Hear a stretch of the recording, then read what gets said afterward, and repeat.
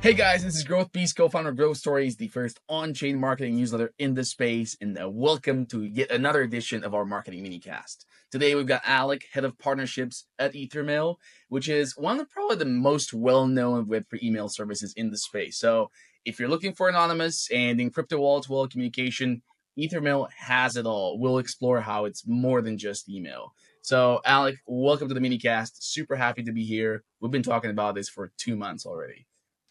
Thanks for having me. How did EtherMail's start, and what's it all about? EtherMail started based on the idea that as we see it and as we think sort of communication in Web3 is broken and there needs to be an alternative, and so we're trying to be that alternative, right? And what I mean by broken is I'm sure most people, if you're listening, you're in the space, you probably sort of feel the pain of having a Telegram that's sort of overrun with messages, lots of things silenced, right? Same thing with Twitter. And there had to be a better experience in order to capture information that's important for you and to sort of improve the quality of communication. And for us, that's very obviously email.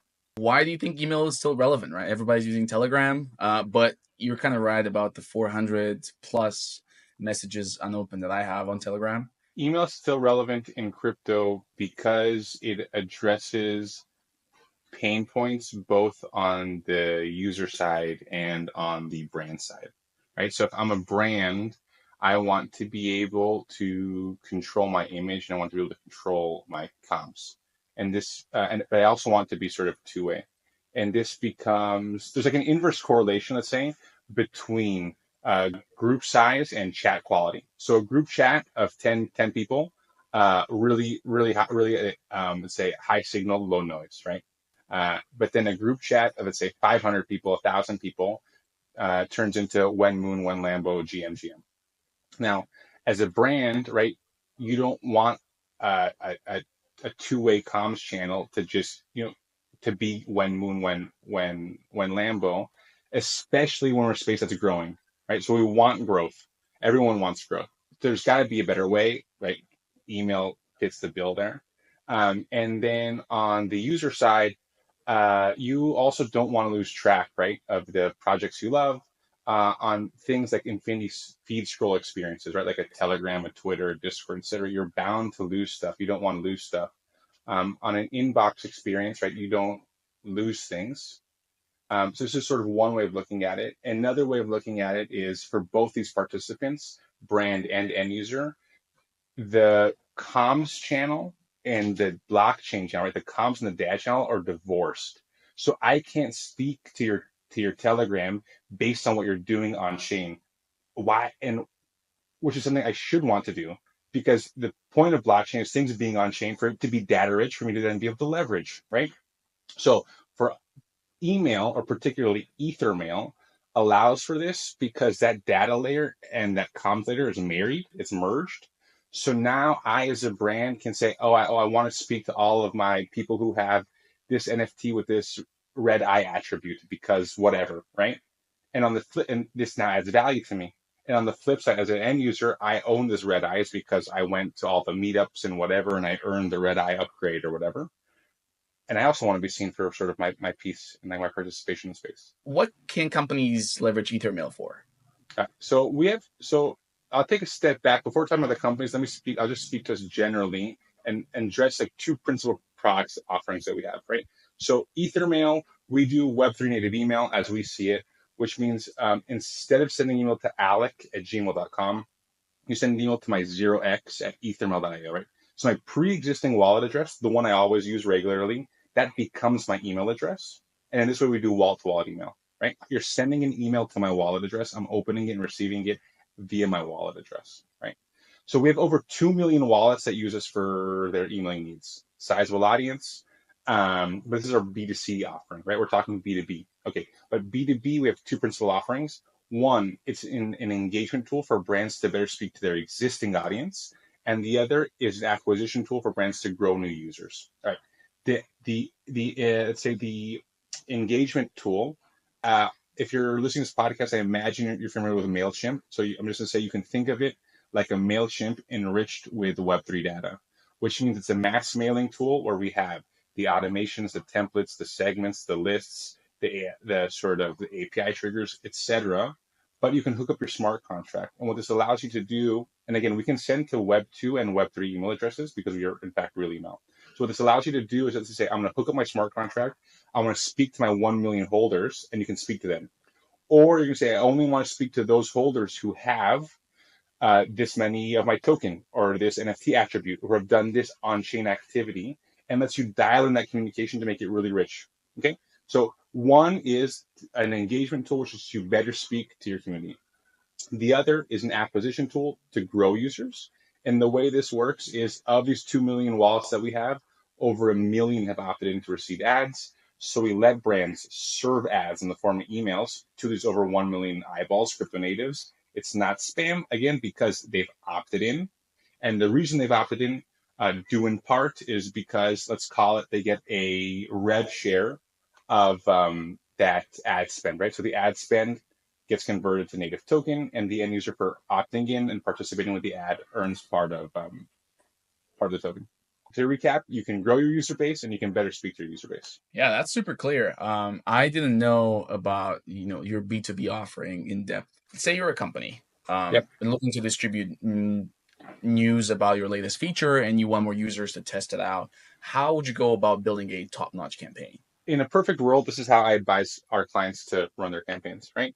Sometimes they do, sometimes they don't. It depends on sort of timings and budget and strategy and what have you. But this is how I would run my campaigns. Lots of times people expect for me to have one-hit conversions. So I'm going to come to you and say, hey, Growth Beast, I've never met you before. You have no idea who I am. You have no idea what I represent, but you should come and my project and give me $100. And this converts poorly. And people wonder why this converts poorly.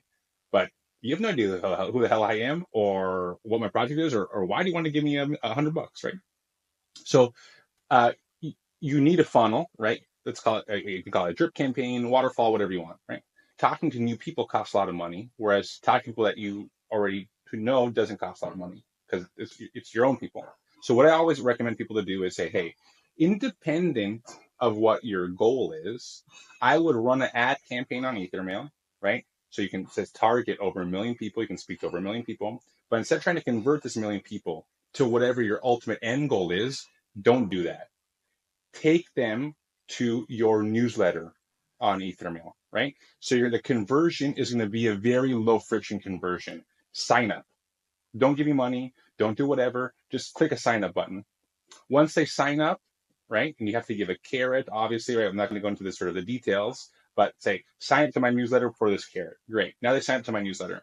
Now I've converted, let's just use round numbers. I've sent an ad blast to 50,000 people. I've now converted 30,000 people. These 30,000 people are now in my newsletter, right? My community, they're part of my email database, who I can hit repeatedly for pennies on the dollar because they're my own database.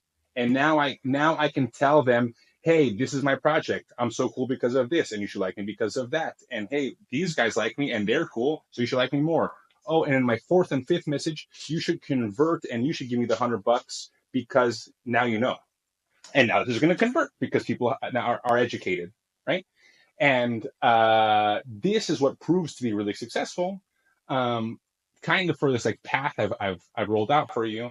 And when seen in this way, it seems obvious, at least to me. But not everybody does it that way. But this is how I would recommend to do it. There you have it. Top of the funnel to middle of the funnel, to the end of the campaign.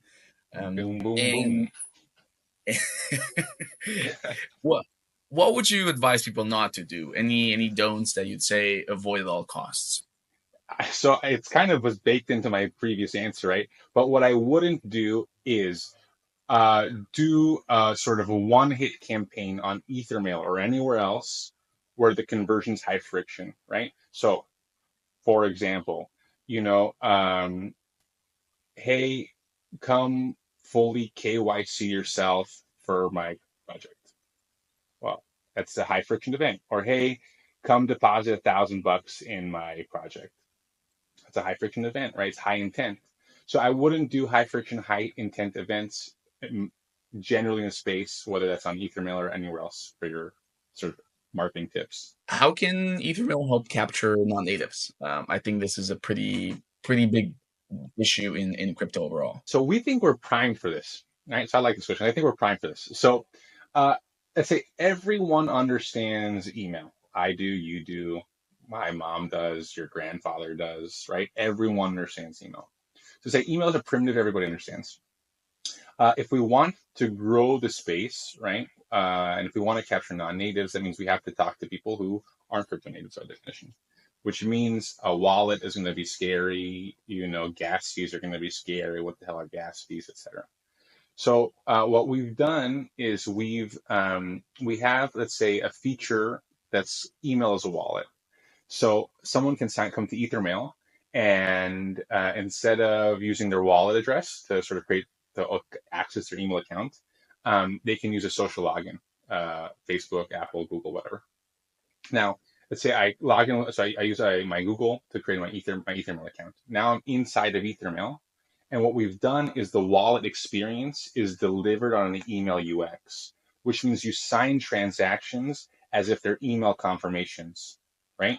Or you send funds as if you send an email, right? We have a feature called Paymail where you can send funds as an email.